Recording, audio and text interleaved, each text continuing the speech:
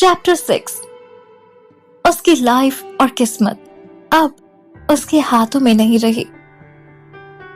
ये सच में एक चमत्कार जैसा ही था कि उस कार क्रैश में सिर्फ उसकी याददाश्त गई थी, उसकी जिंदगी खत्म नहीं हुई।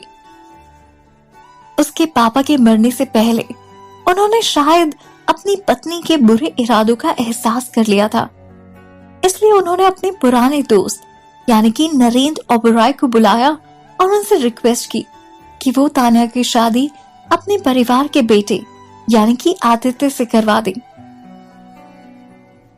और इसलिए उनकी डेथ के बाद तान्या की शादी आदित्य ओबेरॉय से करवा दी गई।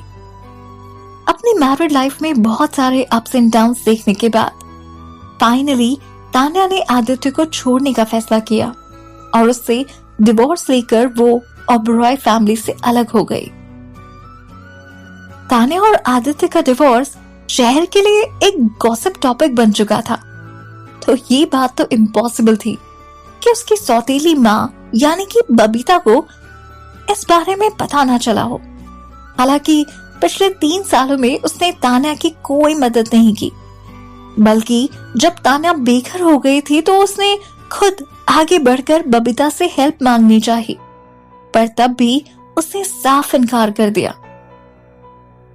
तान्या के एक्सीडेंट के पहले और बाद में उनके व्यवहार में अचानक इतना ज्यादा चेंज आने की वजह पता नहीं, कुछ समझ पाना मुश्किल ही था कि आखिर वजह क्या थी इनके बिहेवियर चेंज में।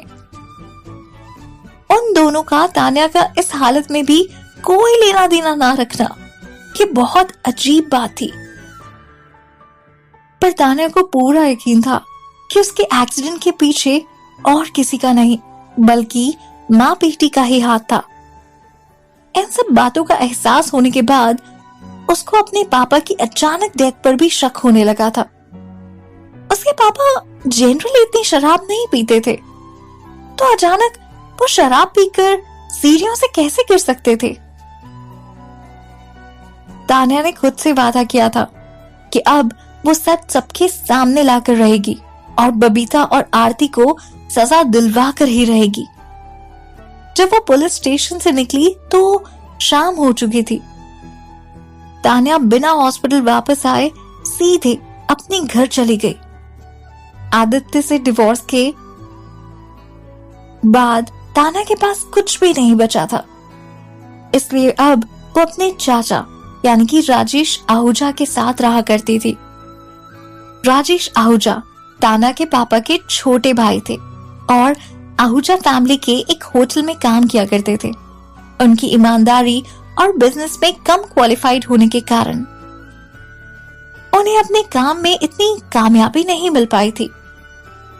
उसके पापा की डेथ के बाद उसकी सौतेली माँ और बहन ने सारी प्रॉपर्टी खुद के नाम करवा ली थी और उसके चाचा और उनके बेटे के लिए कुछ भी नहीं छोड़ा था। इसलिए तान्या को उसके चाचा के परिवार की हालत बहुत अच्छे से पता थी। इनफैक्ट सच कहूं तो तान्या और उसके चाचा के परिवार की हालत अब बिल्कुल एक जैसी थी। हालांकि उसके चाचा ने तान्या को उसके पास रहने के लिए कहा और अपनी बेटी की तरह प्यार किया। उनके इस एहसान की वजह से तान्या उन्हें एक अच्छी जिंदगी देना चाहती थी। बहुत सारी गंदगी से घर भरा हुआ देखने के बाद तान्या को थोड़ा बहुत रहने लायक एक घर तो मिल ही चुका था। वो जगह भी किसी गंदी बस्ती से कम नहीं थी। हर तरफ गंदी सी स्मेल, चारों ओर कचरे का ढेर और गंदगी। तान्या ने कभी नहीं सोचा था कि उसे कभी इस तरह के घर में रहना पड़ेगा। उसकी याददाश्त जाने से पहले उसकी लाइफ बहुत आसान थी और बहुत ऐशो आराम की थी। उसके पापा की प्रॉपर्टी ना होते हुए भी वो अपने टैलेंट और कैपेबिलिटीज के कारण अपनी लाइफ बहुत अच्छे से स्पेंड कर रही थी। कभी उसकी लाइफ बहुत अच्छी और सारे कंफर्ट से भरी हुई थी, ऐशो आराम और सब कुछ था उसके पास।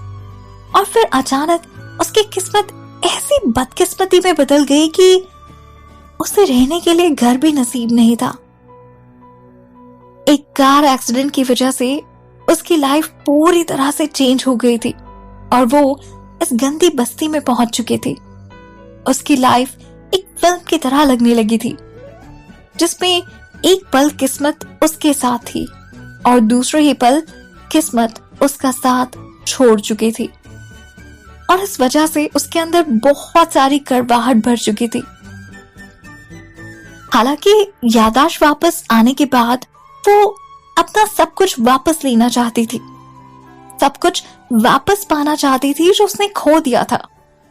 उसे पूरा यकीन था कि वो अपने टैलेंट और अपनी मेहनत से जल्दी से इस गंदगी से बाहर निकल जाएगी और अपनी लाइफ, अपनी किस्मत वो अपने हाथों में रखेगी। तब वो अचानक एक पुराने से दरवाजे के सामने आकर रुकी और उसने धीरे से दरवाजा खटखटाया। एक कमजोर पतला सा लड़का आया। उसने दरवाजा खोला और उससे घबरा कर पूछा, दीदी दीदी क्या हुआ आपको? आपको इतनी चोट कैसे लगी? तभी तान्या ने उसे शांति से बताया, कुछ नहीं, बस एक छोटा सा कार एक्सीडेंट हो गया था। तान्या अब भी बहुत कमजोर थी, पर उसके इरादे अब बुलंद थे। उसकी ये बात सुनकर राजेश दौड़ता हुआ बाहर आया और घबराते हुए उसने पूछा, तान्या तान्या तुम आ गई? एक्सीडेंट ज्यादा सीरियस तो नहीं था क्या? तुम हॉस्पिटल गई या नहीं? तुम्हें कहाँ चोट आई दिखाओ, अभी भी दर्द हो रहा है क्या? वो ड्राइवर कौन था जिसने तुम्हें टक्कर मारी? एक साथ घबराहट के मारे उसके चाचा ने उससे कई सारे सवाल पूछ लिए। चाचा और उनका बेटा बहुत घबराए हुए थे तान्या की इस हालत को देखकर। भाई पूछता है, दीदी आपको ज्यादा तो नहीं लगी ना? आपको कुछ चाहिए? कुछ लाऊं आपके लिए मैं? अपने चाचा और अपने भाई को इस तरह देखकर तान्या के दिल को तसल्ली मिली कि कोई तो अपना है उसका, जो उसका ख्याल रखता है बिना किसी स्वार्थ के, बिना किसी लोभ के। कोई तो है तान्या का अपना। अपने चाचा और अपने भाई की उसके लिए इतनी चिंता देखकर और इतना प्यार देखकर तान्या का दिल भर आया।